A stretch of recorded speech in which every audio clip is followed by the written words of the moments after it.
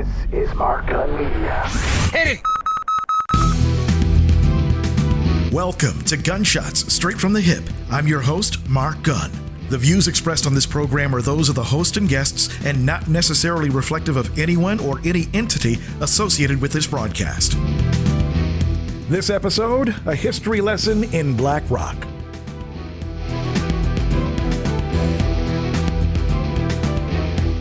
I want to personally thank everybody who has subscribed to the podcast, and remember, you can download it at markgunmedia.com, iTunes, Spotify, iHeartRadio, YouTube, Google Podcasts, envisionradio.com, or wherever you download your podcasts.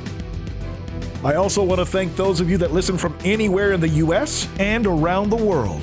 Bonjour to our listeners in France. Guten Tag to those of you listening in Germany. To my friends in Ireland. Dia Huch. Apa kabar Indonesia. Konnichiwa Japan. To my family in Nigeria. In Leo. Hello to my neighbors to the north in Canada. Hello Bangladesh. Hola to my friends in Brazil. G'day in Australia. And hello to those of you listening in the UK. We would love to hear from you, and you can reach out to us by going to our website at markgunmedia.com or through envisionradio.com. As we get closer to Black History Month coming up in June, wanted to take a look at our legacy when it comes to rock music. Contrary to popular belief, this was yet another American art form created by us. And over the course of rock music history in this country, there have been several guitarists that have blazed trails and helped influence the overall sound of music. In this episode, we'll take a look at those guitarists. First up, it's Ernie Isley of the Isley Brothers. Started playing drums at age of 12, and his first live gig was as a drummer in 1966 at the age of 14. In 1968, he did his first professional recording playing bass on the Isleys' breakthrough funk smash, It's Your Thing, released in 1969.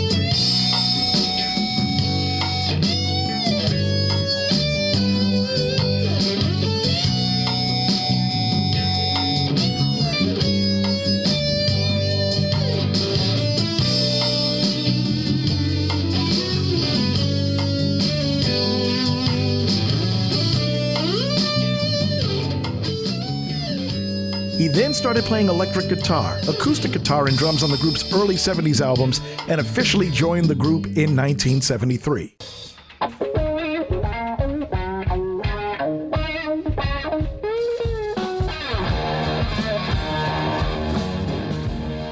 There was another musician that joined the Isley Brothers in those early years that would go to become the most respected and admired guitarist in the world. And that title stands to this day.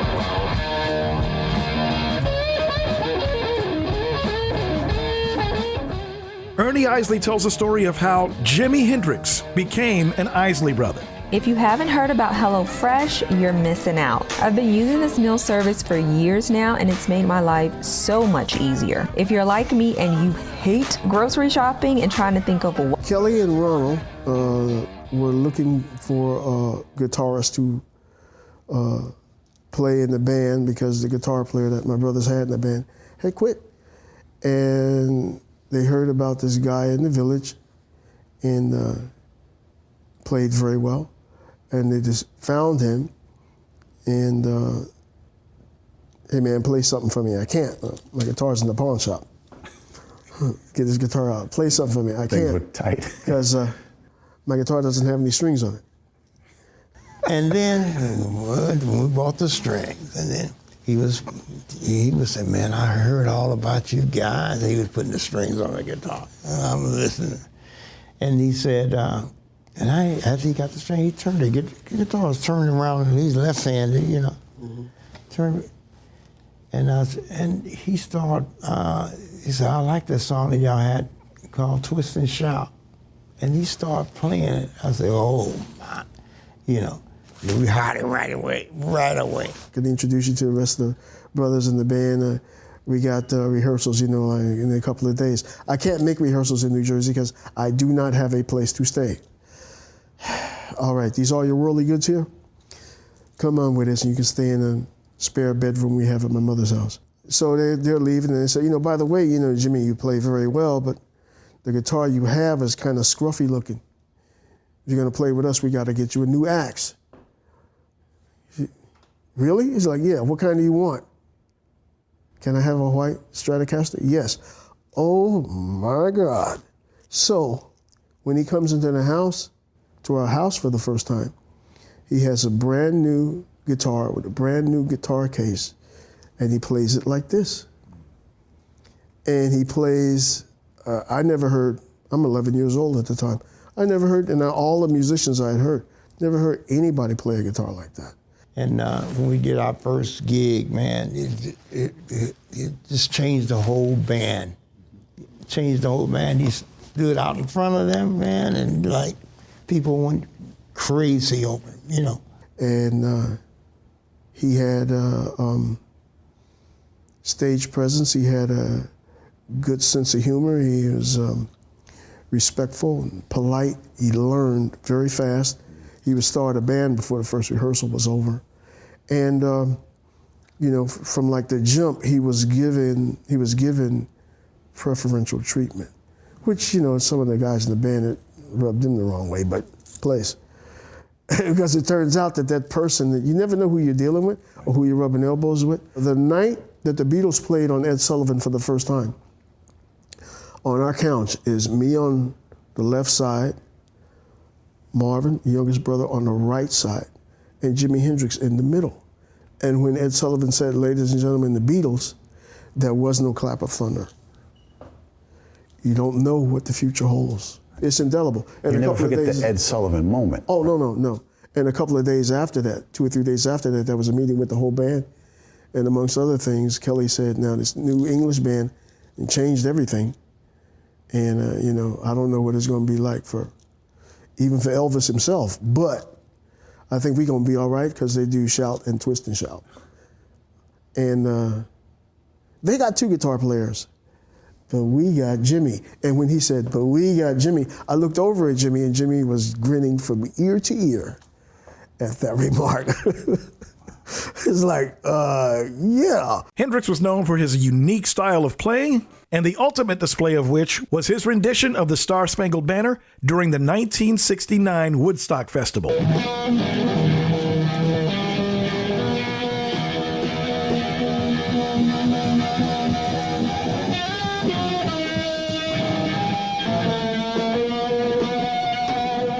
While there were critics that saw the performance as groundbreaking, there were other folks not so much.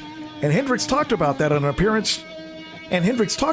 during an appearance on the Dick Cavett Show. What was the controversy about the national anthem and the way you I don't played know. it? All I did was play it. I'm American, so I played it. I used to have to sing it in school. They made me sing it in school, so it's a flashback, you know. I don't know about it. This man was in the 101st Airborne, so when you write your nasty letters in, See letters. Wow, right. you really Well, trying people, hard. when you mention the national anthem and talk about playing it in any unorthodox way, you immediately get a guaranteed percentage of hate mail from people who say, "How that's dare not unorthodox. anyone?" That's not unorthodox. It isn't unorthodox? No.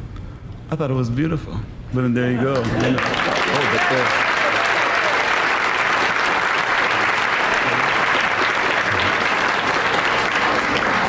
don't you find that there's a certain mad beauty in unorthodoxy? Right. I knew you'd do that someday. I knew you'd wig out on my shirt. Right. Don't forget it. Do they ever send that shirt back with too much starch in the collar? I don't know, man. I don't know nothing. I know nothing about it. That's the best shirt I've seen in a long time. Why do the super groups keep breaking up? There are always rumors that your group is breaking up and Big Brother broke up and... Well, probably because like they want to get into individual things on their own, or maybe they might want to get into other things besides music, you know. And You mean guys in your group would want out of the music business and into... well, not necessarily. Maybe they might want to get into their own music, because like what I was trying to do, was do a today's type of blues, like manic depression and so forth. And like Noel Redding, he's into more harmonic thing, you know, when you sing and so forth. And like he went to England to get his own group together. Oh, who's this? Noel Redding, the bass. Oh, Noel player, Redding, right? yeah. He had Billy Cox playing bass this time. Mm-hmm. And I think it's the last job we'll do until take a rest. Really? It's like we've been working very hard for 3 years, you know. Can you tell some nights you're just not making it at all? Do you ever have the I urge can to tell. just walk off and... That's why I hate apologize? compliments. Compliments are so embarrassing sometimes, because you know really the truth of what's happening. And sometimes people don't really try to understand, it's like a circus that might come in town. So, wow, watch that, And then as soon as you fade away, well, then they go on and feed upon the next thing, But it's all right, it's just part of life. I'm digging it myself. I like it. You're considered one of the best guitar players in the world. Oh, no.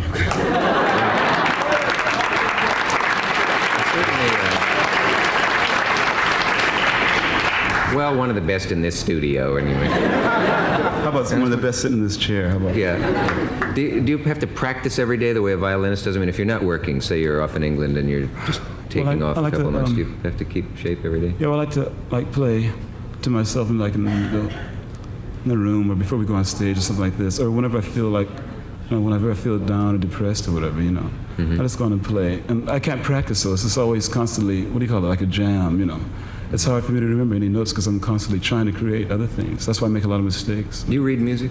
No, not at all. No. Do you ever run into any of the guys from the old 101st? Yeah, I run into my friends. Yeah. Do they wonder? Do they think your life is strange compared to what they're in? Oh, I wouldn't matter really because, there's so many different things going on now. I can't. You can't take time out to say, oh, what do they think about me there? Oh, and all this kind of stuff. I can't go through all that. I've been going through it for 3 years. I think they're pretty well off if they ever get out of that stuff, To see me again, it's for me to see them. I feel very lucky about that. As great a guitarist as he was, Hendrix still had a problem with American racism. He was either too black for white audiences or too white for black audiences. Despite that, Jimi Hendrix is still hailed as the greatest guitarist of all time. Several generations and several decades yielded the Black Rock Coalition, with one of its founders, Vernon Reid. Reid was the founder and primary songwriter of the rock band Living Colour. He was also named number 66 on Rolling Stone magazine's 2003 list of 100 greatest guitarists of all time.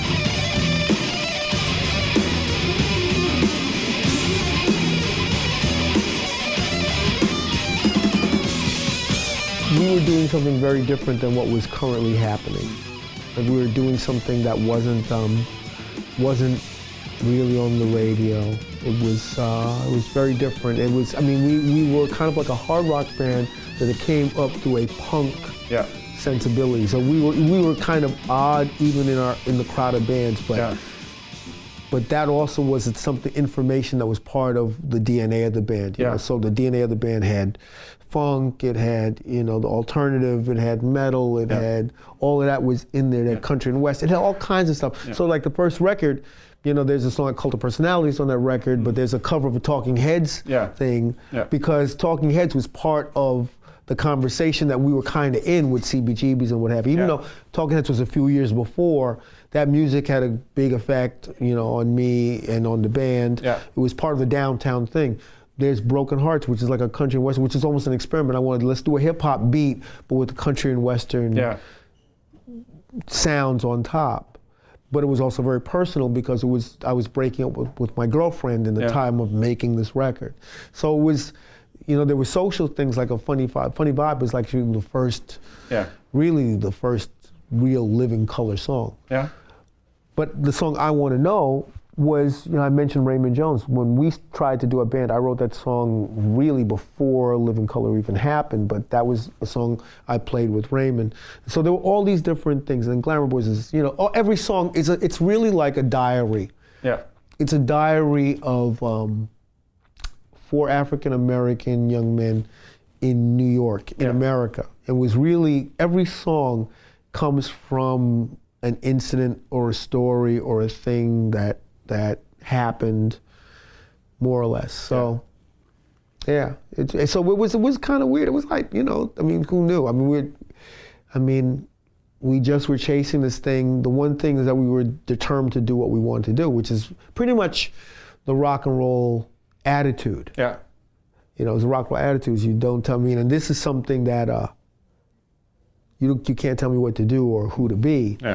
And that was a funny thing, because it also, I thought of rock that way, but then, you know, of course you get into it and then there are all kind of rules. It's like, I thought there were no rules. I thought there were no rules. It's funny because even in your guitar playing, I always sense that, you know, that there are no rules. I mean, you can both be like, you know, super technical and precise, but also have this kind of reckless, screw it all kind of attitude. Yeah, because you know, like, I mean, I was listening to both Sonny Chirac and John McLaughlin. Yeah. You know, so both of those ways of thinking, I mean, totally free form and very cathartic, expressive. Reed had a very rampant, eclectic style that encompassed everything from heavy metal to punk to funk and R&B, and was known for his lightning-fast guitar solos that have become somewhat of a hallmark.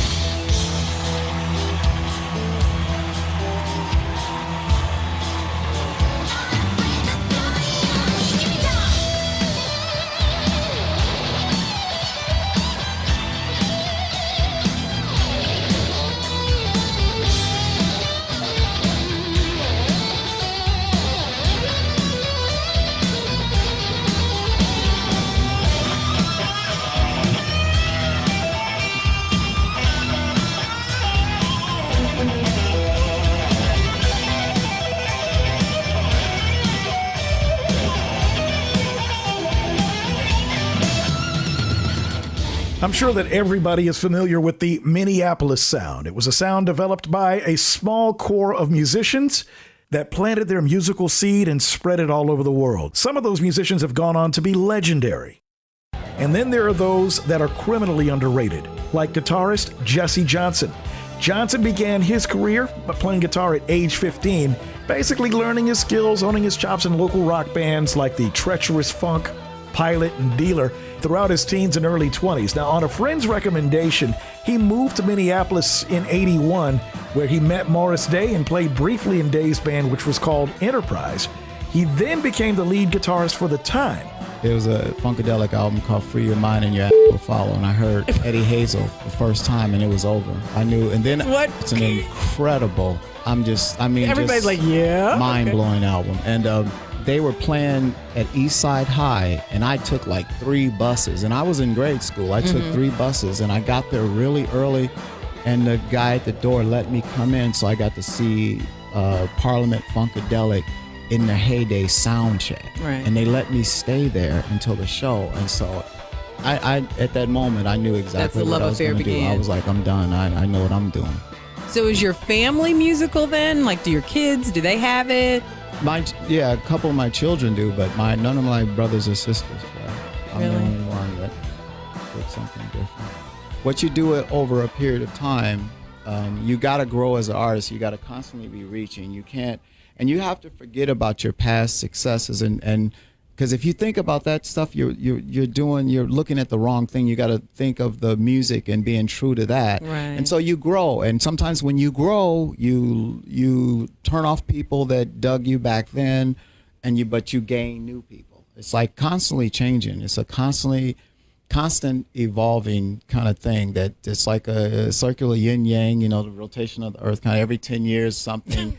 Bell bottoms come back that wasn't cool, but you know, so it's that kind of thing. So I look at it that way. You don't really, if you go by what people want you to do, they want you to play Be Your Man till you're like, 80, and I'm not, I want to, Well, you're gonna have to play it, but you're gonna add stuff to it. So what your new thing is, you got to play everything you know when I'm in concert already. So you want to do new stuff. Johnson, like Vernon Reid, had a lightning-fast style and a very unique sound that could be pegged to the Minneapolis sound.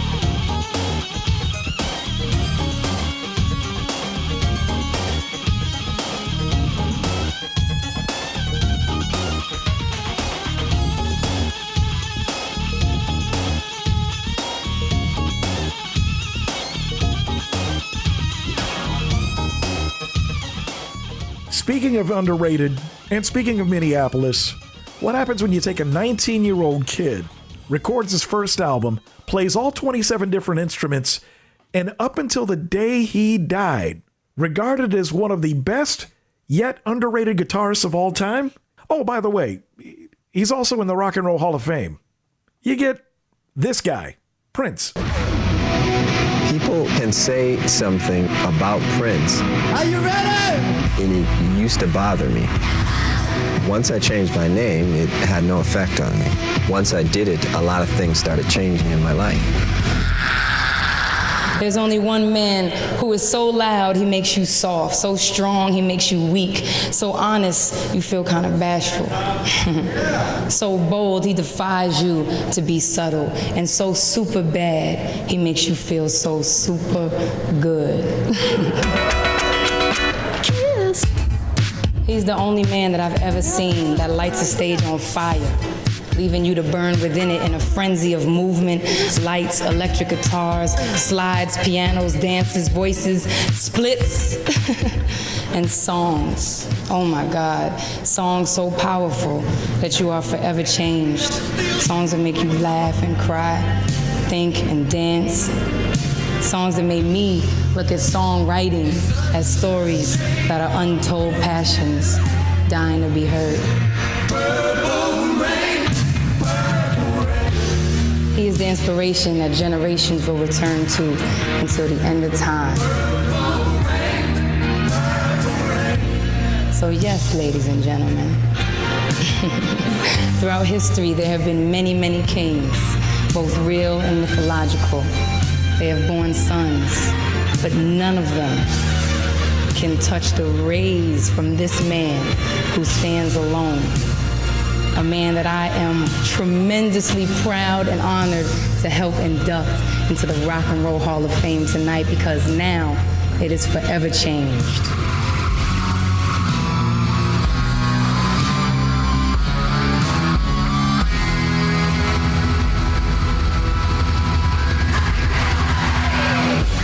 Ladies and gentlemen, I want you to get on your feet and I want you to pay homage to the one and only Prince.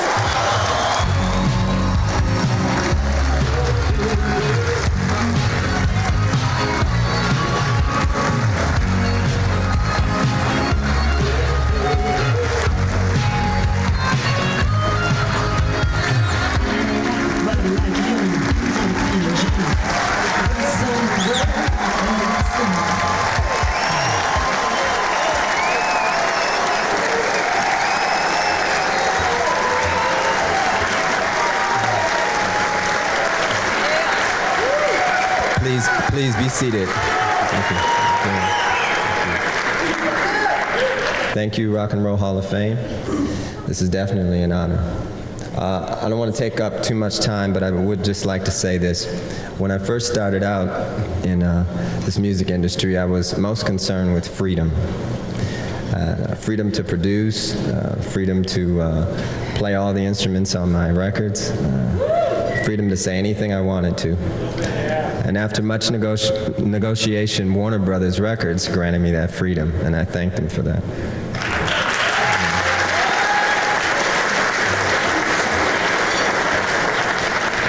Without any real spiritual mentors other than artists whose records I admired, Larry Graham being one of them, I embarked on a journey more fascinating than I could have ever imagined. But a word to the wise. Without real spiritual mentoring, too much freedom can lead to the soul's decay. And a word to the young artists. A real friend or mentor is not on your payroll. A real friend and mentor cares for your soul as much as they do their own. This world and its wicked system will become harder and harder to deal with without a real friend and a mentor. And I wish all of you the best on this fascinating journey. It ain't over. Peace. A little self-indulgence here. Saw Prince in concerts several years ago, and it turns out that he played a song that became home of my all-time favorite Prince guitar solo. And for those of you that have never seen him perform live, I feel so sorry for you. But if you have, you know what I'm talking about. The song, Gold. And here's that particular guitar solo.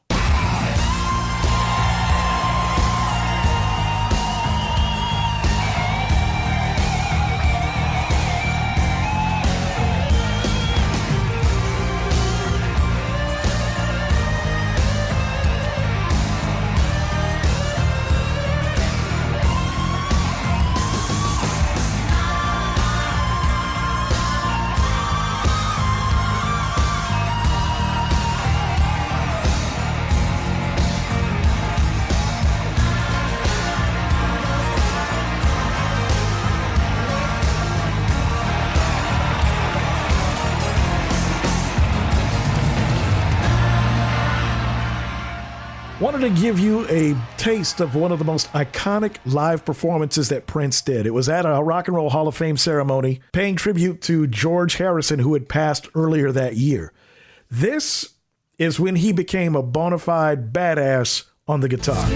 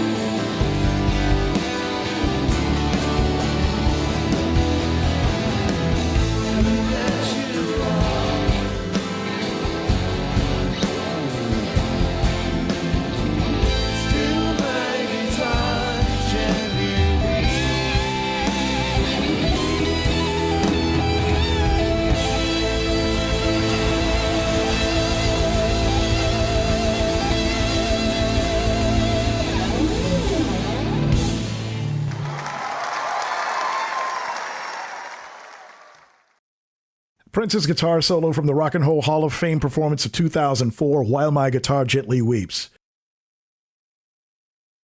So what we've done this episode is take a look at some guitarists that don't really get the credit they deserve for contributing to the overall sound of rock music, a form of music that we created in the first place. So if you get a chance, explore their different catalogs. You might find some stuff that you either haven't heard in a long time or have never heard. Either way, it's all great music for you to explore.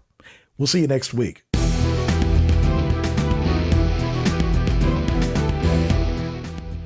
You've been listening to Gunshots Straight from the Hip.